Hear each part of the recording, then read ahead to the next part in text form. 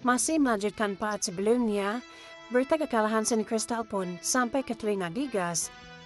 Ia yang takut Ares kembali marah, kemudian menyewakan api dan mulai menyusup serta membakar rumah Saori sampai rata dengan tanah. Akan tetapi, rumah tersebut kosong karena memang Saori sedang bersembunyi di suatu tempat. Keesokan harinya, Saori mengetahui kalau rumahnya hangus terbakar. Ia pun merasa sangat sedih karena semua barang kenahan paketnya berada di sana. Akibatnya, Saori dan si botak sempat ingin kembali namun dicegah oleh Andromeda karena mis awal mereka memang untuk bersembunyi.僕たちはゴールドクロスのマスクを守って身を隠しているんですよ. Bodohnya, si botak malangnya yel dan kembali ke rumah tersebut secara diam-diam. Alhasil, sesampainya di sana, ia pun langsung ditangkap oleh Gigas dan anak buahnya. Dasar beban memang si botak ini. Karena nggak tahan dengan siksaan Gigas dan anak buahnya, si botak pun akhirnya memberitahu lokasi persembunyian Saori dan Andromeda. Keishu dan Ichika Pino-san sudah hadir samain ucusian watashi no. Singkat cerita, Gigas telah berada di lokasi persembunyian Saori. Andromeda yang menyadari kehadiran Gigas, kemudian menggunakan jubahnya lalu berusaha melawan sel api tersebut. Pertemuan mereka pun berlangsung sangat sengit sampai Andromeda harus bertahan total dengan menggunakan rantainya. Akan tetapi, karena melihat Saori yang sedang diserang oleh Gigas, Andromeda pun pecah fokus sehingga membuat ia harus terbakar. Namun tiba-tiba, api menjadi semakin besar dan muncul Ikki yang ternyata masih hidup. Masakah? Phoenix no Sainto Ikki.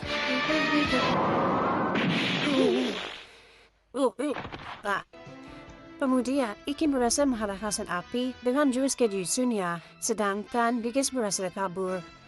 Tak lama berselang, saya dan Hyuga juga telah sampai di sana dan mereka semua pun menangis bahagia karena Ikki yang ternyata masih hidup.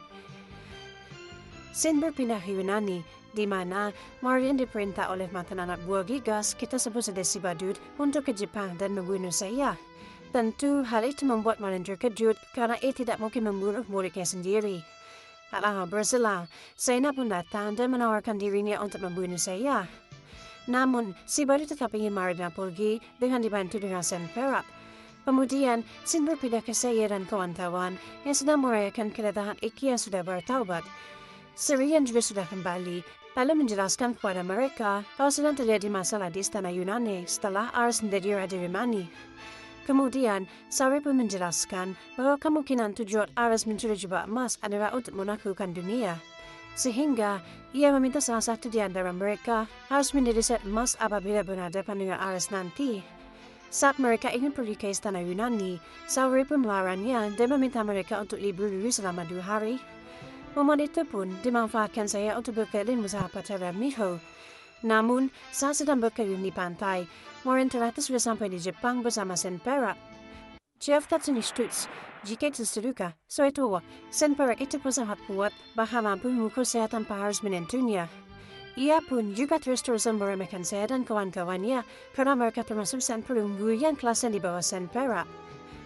Atau kau tidak? Ini watas kata-kata itu Yunu. Beronja seinto to shiraba seinto ga tatakai ni naru to omou kurusu no mato wa umai ga shiraba kurusu mato tawa. Karena saya nggak bawa jubahnya, Kiki yang berada di sana pun kemudian memanggil jubah saya dengan kekuatannya. Walaupun sudah menggunakan jubahnya, sedangkan saya mah tetap aja nggak haru buat Sen Perak. Saat Sen Perak tidak melakukan fatality, tiba-tiba Mari lahir menyerang saya hingga tewas. Peristiwa itu pun dirasakan oleh teman-temannya saya. Saat saya sudah dikubur, Sen Perak pun curiga kalau Marian tidak benar-benar membunuh saya. Benar saja, saat Sen Perak meminta Marian untuk pergi terlebih dahulu, ia pun menyerang kuburan saya dan ternyata saya masih hidup. Pertarungan mereka pun kembali terjadi, namun sangat terlihat sekali jauhnya perbedaan kekuatan di antara mereka berdua. Bahkan, di tengah-tengah pertarungan, Sen Perak sempat-sempatnya untuk mandi terlebih dahulu. Anjay, santu sekali bos. Kami o watashi wa utsukushi.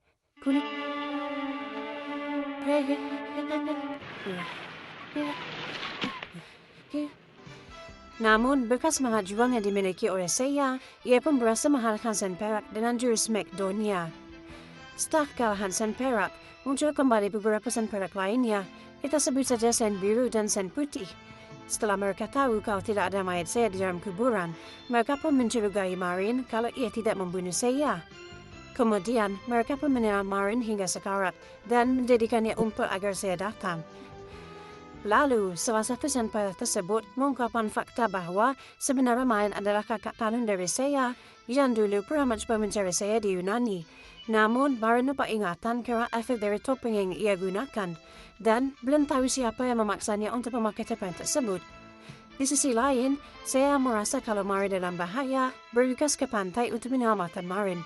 Sampai di sana, ia pun langsung diserang oleh Sen Biru hingga berdarah-darah. Namun, di tengah-tengah pertarungan, Sen Biru malah keceplosan dengan mengatakan Marin adalah kakak kandungnya saya.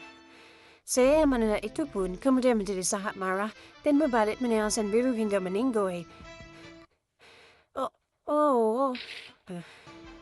Saat hendak menyelamatkan Marin, saya pun kembali dihadang oleh Sen Putih yang memiliki kemampuan membaca pikiran lawannya. Bahkan, saya harus beberapa kali tertipu akibat kemampuan dari Sen tersebut. Ketika saya membuat terpojok dan saya Putih ingin melakukan fatality, Marin yang sudah bebas berkat bantuan Kiki kemudian datang dan menyelamatkan saya. Marin pun menghadiri Sen Putih tersebut hingga meninggoy, lalu pergi meninggalkan saya yang sedang pingsan. Tak lama berselang, Hyuga pun datang dan berusaha menyadarkan saya. Setelah saya sadar, mereka pun melihat tulisan di pasir yang meminta saya untuk melindungi Putri Athena. Kemudian, scene berpindah di mana saya dan kawan-kawan yang sedang berkumpul. Lalu, saya memberitahu orang-orang di sana kalau Marin sebenarnya adalah kakaknya.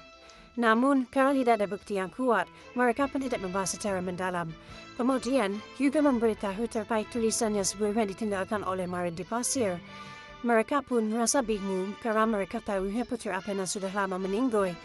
Namun, Sibo tak menjelaskan kalau sebenarnya Putri Athena masih hidup dan dia adalah Saori. Ia mengetahui hal itu dari kakeknya Saori yang bercerita sebelum ia meninggal. Kemudian, kita dibawa ke masa lalu si kakek saat pertama kali menemukan Saori di reruntuhan Yunani. Saat itu, Saori kecil sedang bersama pria yang sepertinya terluka dan membawa jubah emas. Lalu, pria itu meminta sang kakek untuk menyelamatkan Saori karena ia adalah reinkarnasi dari Putri Athena serta melindungi jubah emas. Mendengar itu, Saori merasa sangat sedih karena ternyata ia bukanlah cucu kandung dari sang kakek. Heba, watashi ni waganamout, yakiwa yuata ni suruhanas yohontunera.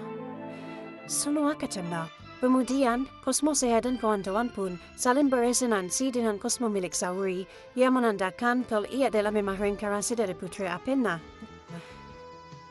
Tak lama berselang, tiba-tiba Sen Perak lain kembali muncul di tengah-tengah mereka. Ia pun kemudian menyerang saya dan kawan-kawan secara membabi buta dengan kekuatan apinya. Lalu muncul 3 cahaya dari langit yang ternyata itu adalah Sen Logam. Kita sebut saja mereka adalah Upin, Ipin, dan Apin. Akan tetapi, kebiasaan tersebut hanya menonton saat saya dan kawan-kawan terus-terusan diserang oleh Sen Perak tersebut. Barulah ketika Sen Perak ingin melakukan fatality, Sen Loga pun bergerak dan membantu saya dan kawan-kawan. Dirasa menemukan celah, Hyuga pun kemudian menyerang balik Sen Perak tersebut dengan debu-debu intannya. Akhirnya, Sen Perak pun kembali meninggoy, namun sebelum itu ia sempat diberikan ceramah ninjutsu oleh Putri Athena. Ya, sekarang kita sebut saja Saori ini Putri Athena lah ya. Setelah pertarungan itu, Sen Logam pun tiba-tiba sedang menghilang. Walaupun telah ditolong oleh Sen Logam, namun saya dan kawan-kawan belum sepenuhnya percaya apakah Sen Logam tersebut teman atau lawan. Sen berpindah ke Yunani, di mana si Babit yang sedang pusing karena mencari Sen lain untuk menyerang saya dan kawan-kawan lagi. Kemudian, saya kembali menawarkan dirinya yang kali ini diasisi oleh si Badut. Namun sebelum itu, ia akan membawa Sen Perak lain untuk membantunya. Di sisi lain, sedang ada 3 prajurit bocil yang kabur dari istana. Mereka pun dihadang oleh seorang pria yang meminta mereka untuk kembali dan mereka akan dimaafkan. Akan tetapi, tiba-tiba Saina datang bersama Sen Perak. Lalu Sen Perak mengubah ketiga bocil tersebut menjadi batu dengan cahaya yang keluar dari gambar yang berada di punggungnya. Psikopat memang nih. Sen kembali berpindah ke saya dan kawan-kawan yang sedang berada di markas baru mereka. Kemudian, saya berencana pergi ke istana Yunani untuk menyelidiki masalah yang terjadi di sana. Ia pun kemudian mengajak Andromeda dan Sriyu untuk menemaninya. Saat sedang menuju ke bandara, mereka pun diikuti oleh mobil hijau yang ternyata masih anak buah dari Badut. Lalu mereka memberitahu si badut kalau saya dan kawan-kawan sedang menuju istana Yunani. Mendengar itu, badut langsung memerintahkan Zaina untuk bergerak. Benar saja, saat sedang di perjalanan, tiba-tiba pesawat yang ditumpangi oleh saya dan kawan-kawan seperti tertarik ke sebuah pulau di dekat sana, yang ternyata itu adalah ulah dari Zaina CS.